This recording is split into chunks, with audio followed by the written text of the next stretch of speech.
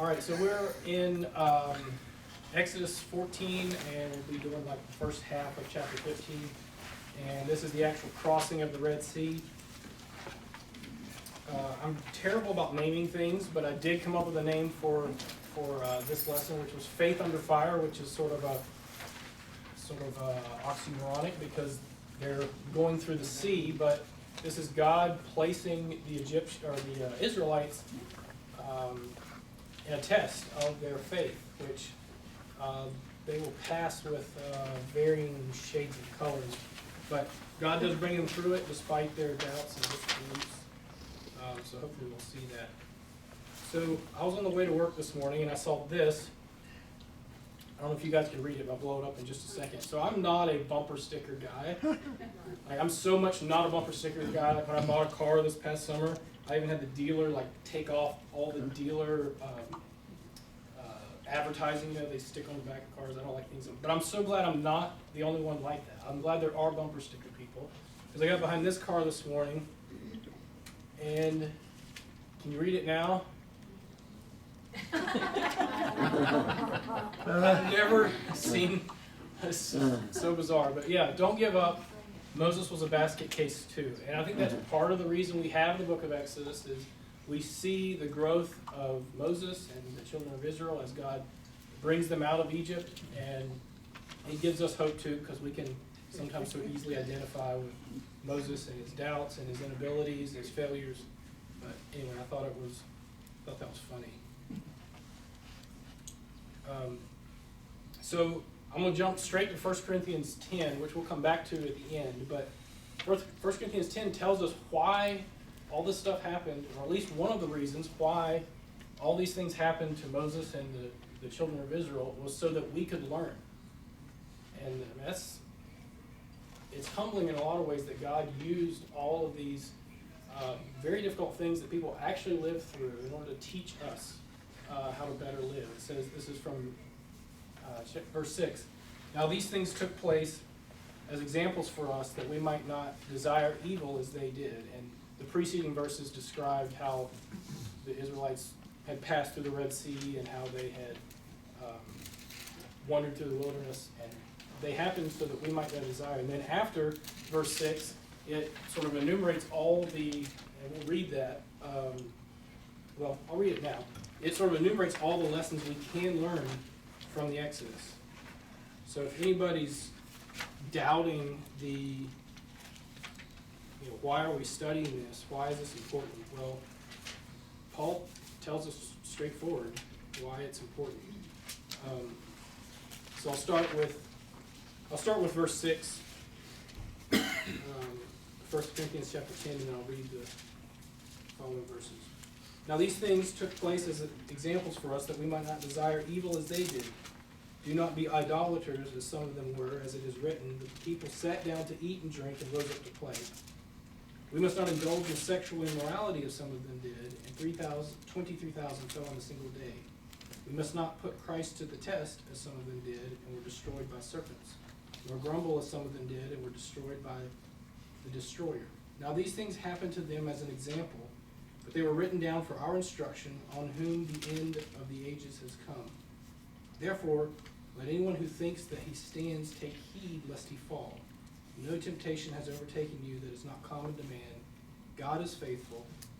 He will not let you be tempted beyond your ability, but with the temptation he will also provide the way of escape that you might be able to endure it. So this is speaking against our pride.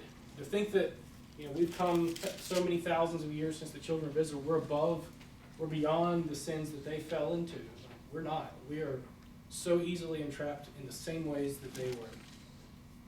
So just quickly, we'll do a little bit of a review where we've been. So we came through all the plagues, and this was God demonstrating his power. He was giving them signs, and we saw that they disbelieved even after God showed miraculous signs, everything from the snakes to the gnats, up into the death of the firstborn at the Passover. We saw Pharaoh waffling back and forth, saying, yes, you can go, no, you can't.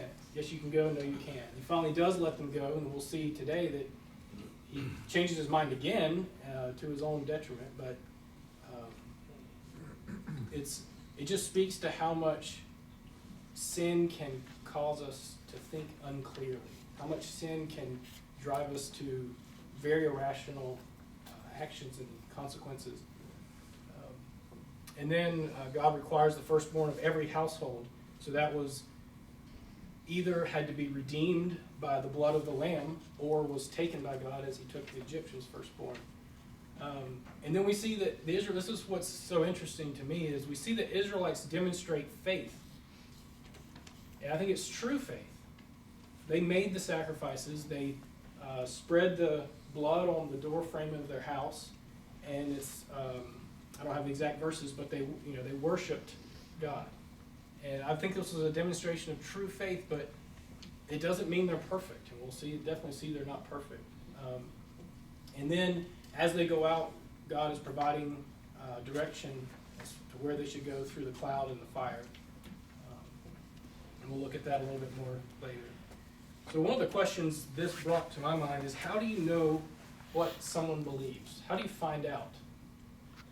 Or maybe yourself, how do I know what I believe? What's the best way to find out what someone believes? So in this situation, God was calling the Israelites to trust him in faith. How do we find out? You watch how they live. You watch how they live. You see how they do during the downtime when things get hard. Okay. That is a very rough time for a human being. So what about dialogue? So I think the first thing, say you meet someone, my first inclination would be, if I meet someone for the first time, I want to know who they are, what they believe, I would just ask them, right? Does that give us the whole picture? No. No. So there's the other way you guys mentioned. So I think one way is to ask and one way is to observe. So what do we do when those are misaligned? Like we see that in our own lives. We say one thing, we do another. How about this? This is from Luke. You shall love the Lord your God with all your heart, with all your soul, with all your mind, with all your strength, and with all your mind, and your neighbor as yourself. How many of you believe that? I mean, I'll raise my hand. So how many of you do that? So we can see there's a disconnect between what we would say or what we would acknowledge as true and what we actually do. And I think Paul helps us understand that duality as if we're children of God, we have sort of two dueling natures inside of us, our flesh that's calling us to serve ourselves, and the Spirit of God that's calling to obey his word. So it's helpful to me to look at the Israelites, and when we see them waffling and believing and trusting, and then going back, and then God redeeming them and pulling them back or punishing them for their sin. It's very comforting to me to see that God can use people like that, even despite their continued failures and imperfection. This verse came to mind because I think this is, God had just redeemed them brought them out of Egypt, and now he's going to test them. And James calls us to take joy in that when God does that, because he's using those trials to perfect us. He's showing us how what we say we believe or what we acknowledge is true and what we actually do are misaligned. And just like somebody said, like when times are bad, that's when these things come out. And that's how God allows us to grow. This is also from James, is that if we want to see what our faith is really like, it'll be shown in what we do. If we say that we have this faith and we have no demonstration of it, then we're in a dead faith. It's not really faith at all. And then this is from Hebrews, from the Hall of Faith, saying that the Israelites went through the sea on dry land because of their faith. And the Egyptians, their lack of faith is what ultimately led to their being drowned in the sea. And this is for me one of the most helpful verses in all of Scripture. So this is right after Jesus had It was the father of the sick boy, and it was right after he had healed him. The father says, "I believe, help my unbelief." And there's that duality. There's that partial, there. It is, but it is not complete yet. Our faith is true and it's there, but it's not perfected yet. All right, so let's get into sort of the scripture, sort of the nuts and bolts. So we're in chapter 14 of Exodus. So I'm going to read the first. I'm going to read the first 4 verses.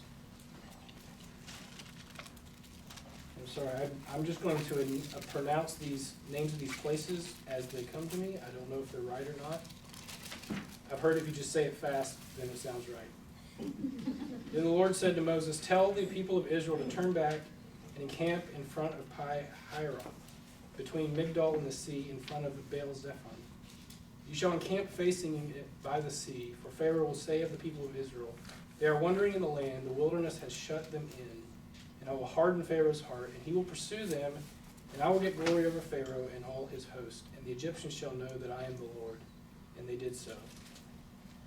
So what I didn't read was the last part of chapter 13. It says that God did not lead them by the way of the Philistines. Why? I think we covered that 2 weeks ago. Why did God not lead them by the way of the Philistines? Anybody remember that? It's from verse 17. Did not lead them by the way of the land of the Philistines, although that was near, so that would have been the most expedient place to go. For God said, "Lest the people change their minds when they see war and return to Egypt." It says, but he took them this other sort of circuitous route to place them in this place. Why would God do that? It says that they wanted to return to Egypt. But what happened as soon as they were pinned in by the Egyptians? What did they say they wanted to do? Go back to Egypt. Go back to Egypt. So what was the difference between that place and this place? Why did God not want it to happen at the hands of the Philistines, but he wanted it to happen here at the Red Sea? They couldn't get out. Yeah. So with the Philistines, they would have had their enemy in front of them and their backs to Egypt, or they could have turned around and run. Well, God said, you need to be in a more difficult place. That's too easy. That's right. You need to be, that's why I got this picture here. This is sort of the rock in a hard place. You've got nowhere to go. So he was forcing the issue with them. He knew they would doubt. He knew they would want to return to Egypt as soon as they faced any sort of adversity.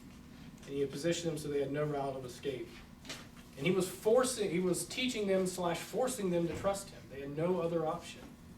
And then the takeaway just for this first few verses is God's testing of our faith is a call to trust him more. Anytime he puts an obstacle in our path, he's calling us to trust him. Do you believe me that I have the best thing in mind for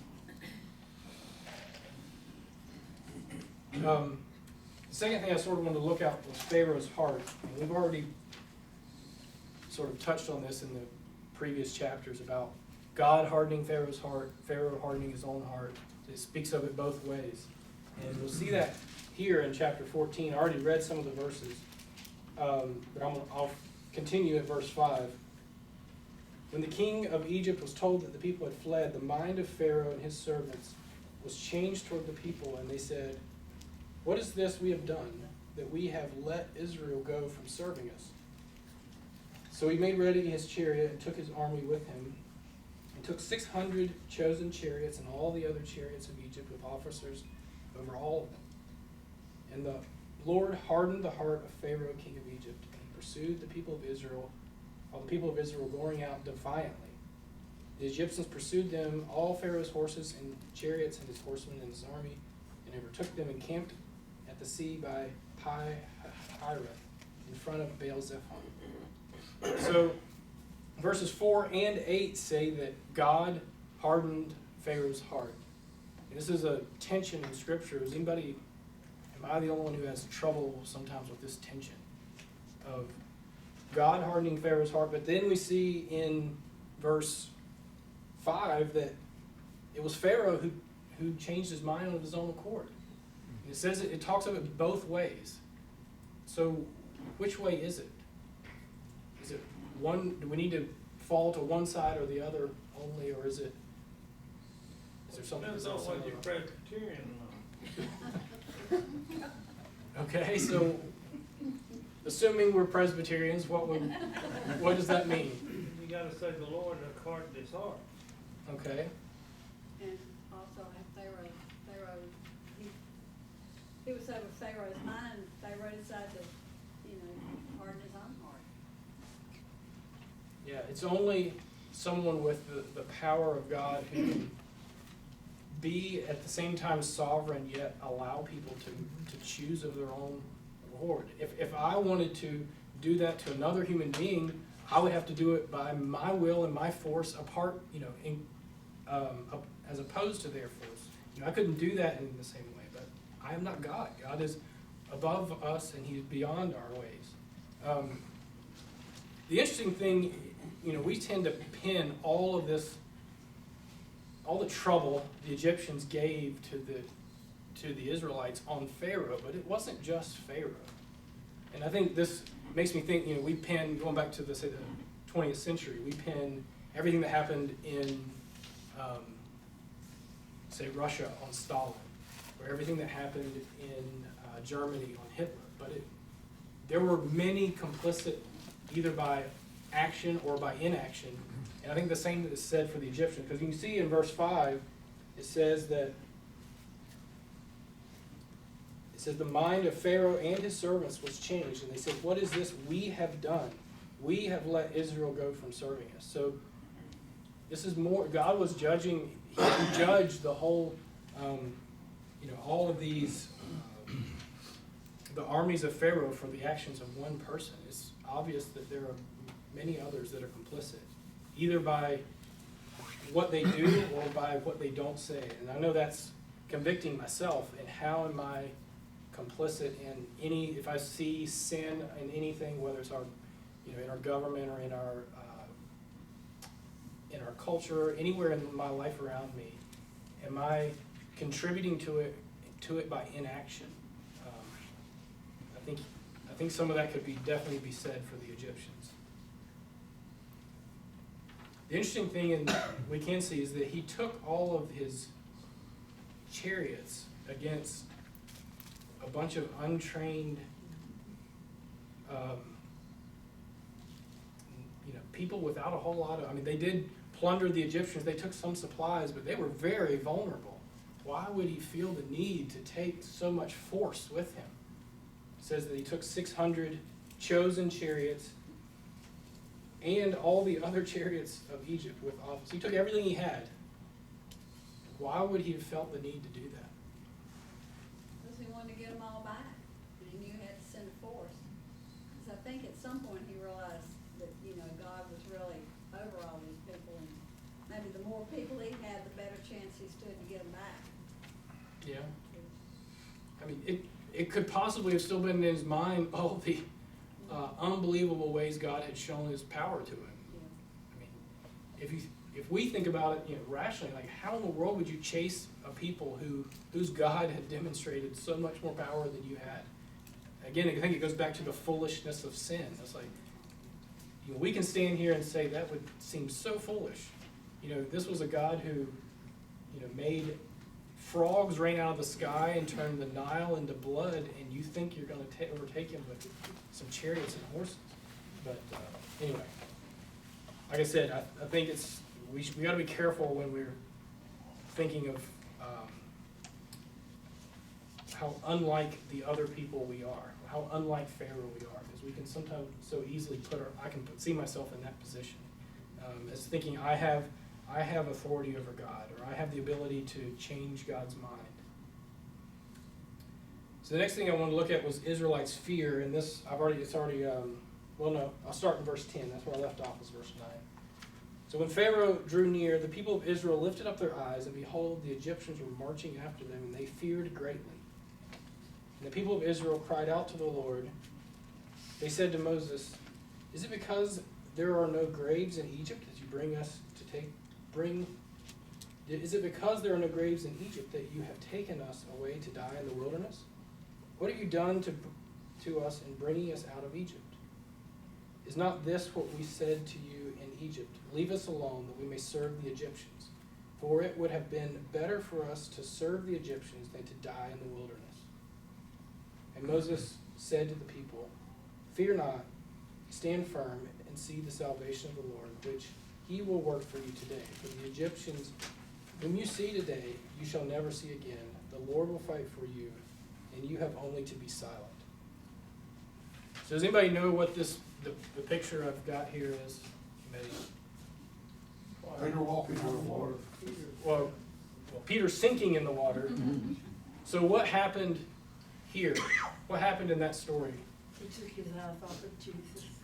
Yeah, so he started to look, instead of at the Savior, he looked at all of his surroundings. I think the same thing, that this story came to my mind when I read this. It says that Israel lifted up their eyes and they saw the Egyptians and they feared. They had their focus on the wrong place. And the takeaway is that fear comes from misdirected focus. Now I know it's easy for me to say this, but could you imagine being trapped with the sea at your back and a army coming towards you, and you are an untrained people without a lot of supplies? I could definitely see myself reacting the same way the Egyptians did. The interesting thing in verse 8, which I read, it says that the people of Israel were going out defiantly. And then, what is this, 3 verses later, they're in great fear. It's how quickly, because of their changing circumstances, how quickly their supposed faith turns into fear. And then we know they blame Moses, and I think I listed there on the sheet. This is not the first time or the last time that they'll do this. They did it when Moses first went to Pharaoh, and he's like, I'm not letting you go. In fact, I'm going to make it a whole lot harder on you. And we know the people turned on him. And then they would do it again multiple times in the desert, which we'll come to in the coming weeks. The other interesting thing, he said it would have been better to serve Pharaoh than to die in the wilderness. So what happened to these people? So these people that said this to Moses, where did these people die? In the wilderness. In the wilderness. So I was talking with George about this. It sort of became a self-fulfilling prophecy. Because of their disbelief, God told them they couldn't go into the promised land, and they did die in the wilderness. So would it have been better for them to serve Pharaoh than to die in the wilderness? They would have been disobedient to their Lord if they would have served Pharaoh. Okay. Because God had given them direct to the 3 Moses. I know it's easy, to me this speaks to choosing comfort over discomfort.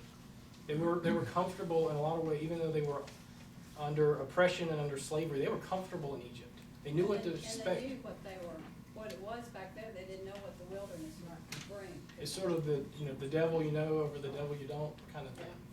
They had been in Egypt for 430 years, and they knew nothing but that slavery. They were comfortable with it. To me, I can find that very convicting.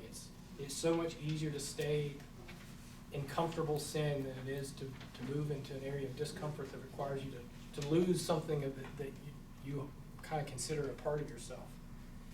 And we talked about it a few weeks ago. I mean, they were more generationally, they were more Egyptian slaves than we are Americans. It had been, we've only been, generationally Americans for what, 260 years, 250 years? 1607. You started a little earlier? I mean, yeah, 1607 changed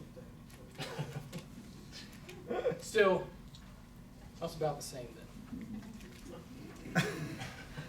So fear, the takeaway I think was on there, fear comes from misdirected focus. The next thing I want to look at was Moses' leadership. And I already read Well, I'll start with verse 15, because we're going to cover some of this. So Moses had just said, in verse 14, the Lord will fight for you, and you will have only to be silent. The Lord said to Moses, why do you cry to me? Tell the people of Israel to go forward, lift up your staff, and stretch out your hand over the sea and divide it, that the people of Israel may go through the sea on dry ground. And I will harden the hearts of the Egyptians so that they shall go in after them. And I will get glory over Pharaoh and all his host, his chariots, his horsemen. And the Egyptians shall know that I am the Lord, when I have gotten glory over Pharaoh, his chariots, and his horsemen. So Moses tells them three things. And I think it's such a drastic change from the Moses we saw earlier in Exodus. This is the thing, going back to the bumper sticker I saw, Moses was a basket case. Like, besides the play on words there, we know that Moses grew a lot in his ability to lead, in his confidence in his position is the best thing I could say. He was confident that God, again, he didn't point them to himself in these three statements. He says, God will deliver us. The Lord will provide salvation. But this was the man who said, I couldn't speak. I'm not eloquent of speech. You can't use me to do this. And to see him here making statements like this, you can just see how much God has grown him through these past, 10 chapters or so. So, again, back to the bumper stickers. It's a good reason not to give up on ourselves if God could do something like this through Moses. So the first thing he says is fear not. And I think based on, verse 10 was where we see that the children of Israel feared. It says they feared the Egyptians. And then in verse 31, this is I'm skipping toward the end of the chapter. This was after they were delivered through the sea. It says, Israel saw the great power that the Lord used against the Egyptians, so the people feared the Lord, and they believed in the Lord and in his servant Moses. So I think we can see the problem wasn't so much that they had fear, it was that their fear was misdirected. I've got Proverbs 1:7 listed there. You probably are familiar with that verse. It's the fear of the Lord is the beginning of wisdom. So there's no escaping the fact that we're going to live with a fear and an awe of something. Because we are finite. We don't know the future. We don't have power over our circumstances. So we're going to have fear over something directed at someone. So I think Moses is saying, you have misdirected fear. As we can see right at the end of the chapter, they had appropriately feared the Lord. The second thing he tells them is to stand firm. And what I have here is the Lord was on their side, so they didn't have to trust in their own strength. And we know that because of chapters 7 through 12. So those are all the plagues. God was on their side. They didn't have to do it by themselves. And then also what they had, this is jumping down to verse 19, the angel of God who was going before the host of Israel moved and went behind them, and the pillar of cloud moved from before them and stood behind them. So the fire and the cloud that was with them moved from leading them to being a protection for them, between them and the Egyptians. And then the last thing he says is, see the salvation of the Lord. So God was their source of deliverance. One thing that came to mind was Psalm 23. Even though I walk through the valley of the shadow of death, I will fear no evil, for you are with me. That was why they didn't have to fear. The other thing, and I couldn't really figure this out. So it says the Lord, he says these three things that to me are just sort of hallmarks of great leadership. Like, this is what you want leaders to say, right? Don't fear, stand firm, look to the Lord. And then the next thing the Lord says to Moses, why do you cry to me? Tell the people of Israel to go forward. So he sort of, slaps Moses on the wrist. And I don't know, maybe there's some dialogue that we weren't given here. But I also think what it was a call to action. He's saying, I'm glad he recognized his faith in God, but he's saying, I'm giving you the authority to move forward. You're not going to stay where you're at. And I think that's the same thing in our own lives. God calls us to move forward, never to stand still and Our faith in God is never an excuse for inaction when we know the course that God set for us. And so the other interesting thing is that, God, obviously it was God's power that parted the sea, but yet he wanted Moses to hold his staff out over this, or to stretch out his hand over, lift up your staff, stretch out your hand over the sea and divide it. It's like, why did God choose to use, his actions? It wasn't Moses' staff or Moses' hand that had the power to part the waters. It's the same reason that he told the general, when the general came down to Israel to be healed, and the Lord's servant girl told him to go see Elijah.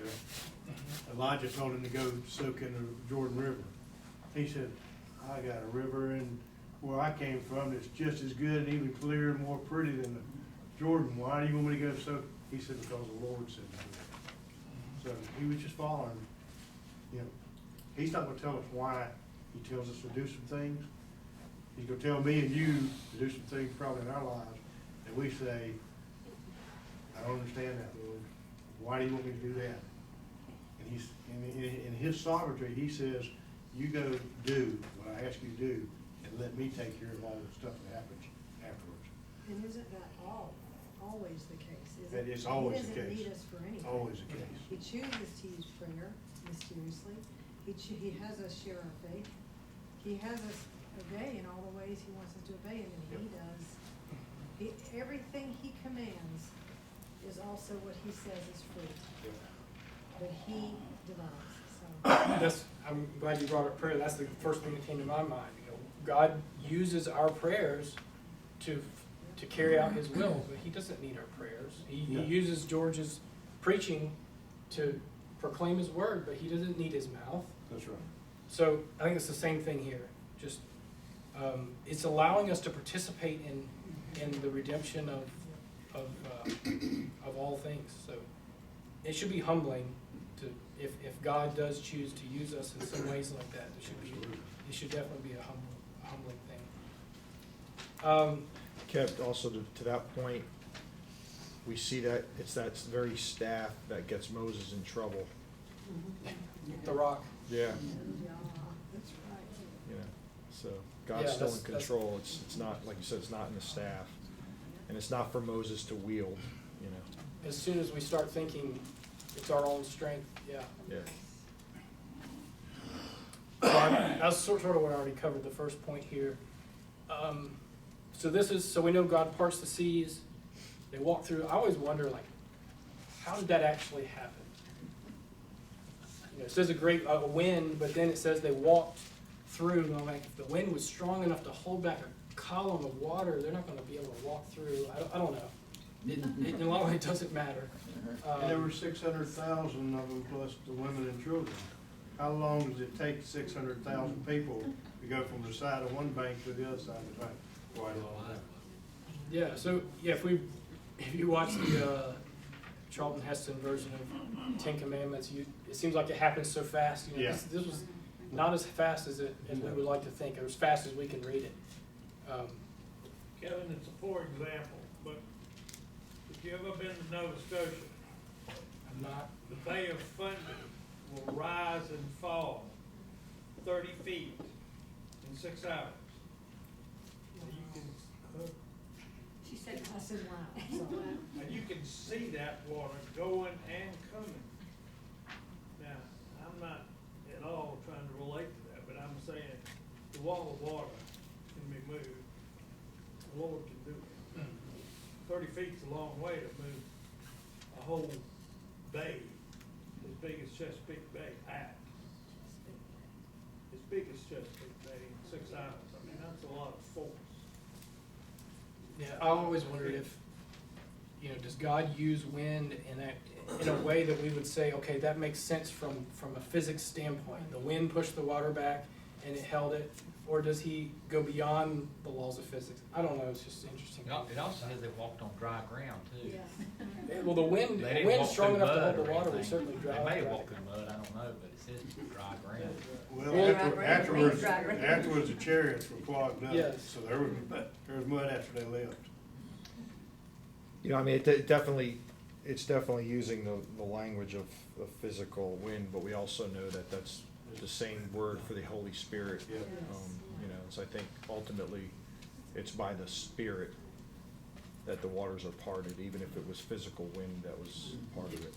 Yeah, in a lot of ways, it doesn't matter Right. at all, Yeah. because it's God's when to use or not use That's right. if he chooses. Again, this goes back, verse 23 is, I mean, when you think about it, like standing here logically, so all these plagues happened, miraculous, amazing things they had no control over. They still decide to pursue them. They trap them at the Red Sea. The waters part, and they walk through, and then Pharaoh thinks it's a good idea to follow them. Like, just the foolishness that sin can drive us to is unbelievable. Like, That's right. we can sit here and think that's a very stupid decision. And it was, but he was so blinded by his own abilities and his desire to, he wanted glory. That's right. And we, God's glory. and we've, I know George has covered this many times, and I've got it on the back sheet, all the times that God told them why he was doing all this. There's a list of at least 10 different verses in Exodus, and he's saying so that he will be known, both to the Israelites, to the Egyptians, and then to the whole world. There was the reason he was doing all this.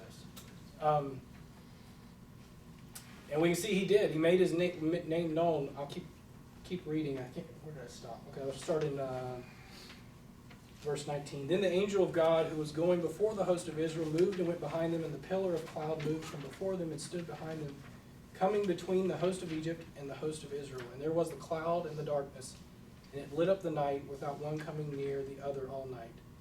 Then Moses stretched out his hand over the sea, and the Lord drove the sea back by a strong east wind all night, and made the sea dry land, and the waters were divided. And the people of Israel went into the midst of the sea on dry ground, the waters being a wall to them on their right hand and on their left. The Egyptians pursued and went in after them into the midst of the sea, all Pharaoh's horses, his chariots, and his horsemen. And in the morning watch, the Lord in the pillar of fire and of cloud looked down on the Egyptian forces and threw the Egyptian forces into a panic, clogging their chariot wheels so that they drove heavily. So Jesse was talking about that. And the Egyptians said, "Let us flee from before Israel, for the Lord fights for them against the Egyptians." So, as soon as they went in, God could have covered them up, destroyed them. But he revealed himself to them, not in a way that you would like, but he made himself known to them before they died in the sea, because he confused them, he made their chariots bog down, and they recognized the Lord is the one who fights for them. Verse 26, then the Lord said to Moses, "Stretch out your hand over the sea, that the water may come back upon the Egyptians, upon their chariots and upon their horsemen." So Moses stretched out his hand over the sea, and the sea turned to its normal course when the morning appeared. And as the Egyptians fled into it, the Lord threw the Egyptians into the midst of the sea. The waters returned and covered the chariots and the horsemen. All the host of Pharaoh that had followed them into the sea, not one of them remained. But the people of Israel walked on dry ground through the sea, the waters being a wall to them on their right hand and on their left. And like we read earlier, the difference between the outcome for the Israelites and the outcome for the Egyptians was faith. That's what Hebrews 11 says. By faith they had walked through on dry ground. Thus the Lord saved Israel that day from the hand of the Egyptians, and Israel saw the Egyptians dead on the seashore. Israel saw the great power that the Lord used against the Egyptians, so the people feared the Lord, and they believed in the Lord and in his servant Moses. So we already saw that the Egyptians knew who the Lord was because of this, and so did the Israelites. So both in destruction and deliverance, God was made known. And this goes back to the humbling thing I put, the takeaway. God uses vessels of wrath to make himself known to vessels of mercy. This is from Romans 9. That's a hard thing sometimes to understand and to deal with. But it should be humbling knowing if we're, as believers, we're vessels of mercy. That's why God has dealt with the vessels of wrath. That's why he's tolerated sin, so that he could make himself known to us. That's what Romans 9 says. He can show us his glory. And he uses the vessels of wrath, and in this particular situation it was the Egyptians and Pharaoh, to make himself known to the children of Israel. All right. We're almost out of time, so just quickly we'll go through this. So this is the celebration. So they wrote, there's this song, and I don't have time to read it, but it goes all the way through verse 21, or well, through verse 18, and it's just recounting what God had did. And I think they used the song because songs stick in our minds. They were to remember what God had done, and they're called throughout, the Old Testament and the New. This is recounted. This event is you should trust me, you should obey because I did that. And how, in the same way, we're so quick to forget even miraculous things that God does. And the whole time I was going through this section, I was just thinking of, Meadowview, say in the last 2 or 3 years. Obviously, God has put us through trials. And are we going to be strengthened and grow from it? Or are we going to run in fear and doubt? I admit, it's easy. There were times when it would have been easy for me to just say, it's a whole lot easier to just not deal with all this stuff. A whole lot easier to just detach than it is to engage and to grow. But I think that's what God is calling us to do, to engage and to grow. And George had labeled this whole study a Christocentric. I can tell you, Microsoft Word is not a fan of that word, Christocentricity. I'm not sure if it's a word or not, but it is now. So I just wanted to sort of revisit that. This goes back to 1 Corinthians 10. It says that, starting in verse 1, "For I don't want you to be unaware, brothers, that our fathers were all under the cloud and all passed through the sea. And all were baptized into Moses in the cloud and in the sea, and all ate the same spiritual food and drank the same spiritual drink. For they drank from the spiritual rock that followed them, and the rock was Christ. Nevertheless, with most of them God was not pleased, for they were overthrown in the wilderness. Now these things took place as examples for us, that we might not desire evil as they did." And then it continues from there with what I read earlier. So back to this Moses as a type of Christ. It says that the Israelites were baptized into Moses in the sea. And I think on your sheets, I guess I should have had the one out with all the answers on it the whole time. That what I put there was Moses' faith in God was what delivered the Israelites. Now we know it was God's power, but God used Moses' faith to deliver the Israelites. And in a similar way, Christ's trust in the will of the Father is what delivers nations. And I put Galatians 3, 25 through 29 there on the screens. "But now faith has come, we are no longer under a guardian, for in Christ Jesus you are all sons of God through faith. For as many of you as were baptized into Christ," that's this, Paul wrote both of these letters, so it's the same exact language. He's saying, just that the Israelites were baptized into Moses through the sea. It says they were baptized into Christ, you put on Christ. And again, it goes on talking about, it doesn't matter if you're Jew or Gentile. So Christ's trust in the will of the Father through all of the, his death and resurrection is what delivers all of the nations. It's the reason that we're here. So Moses was just a foreshadowing of that. And then the other, sort of, where is Jesus, is going back to 1 Corinthians. It's talking about the rock was Christ. It was the spiritual rock. And you guys know, if you've been here for any amount of time, it refers to the angel of God. If you've heard Chris preach very much, anytime there's that definite article, the angel of God, who is that referring to? It's a picture of Christ, and he was the one who was with, and it even says explicitly in 1 Corinthians 10 that the rock was Christ. In case you weren't sure, it says the spiritual rock that followed them. I mean, that was the cloud that was with them. Christ was the one who was with them as they were going out from Egypt. And this goes back to Exodus 3, the same exact language when God appeared to Moses in the burning bush. It was the same thing, the angel of the Lord. So, all right, we're done. I put this back up here because, to me, this is just a long story picture of this verse. The Israelites didn't believe, and God helped their unbelief through the Red Sea. And it's the same thing he's calling us to. He recognizes our inadequacies and our inefficiencies, but it's so easy to think of, the Old Testament God is so judgmental and harsh, but he was so patient with Moses and the Egyptians. I think he deals with us in the same way.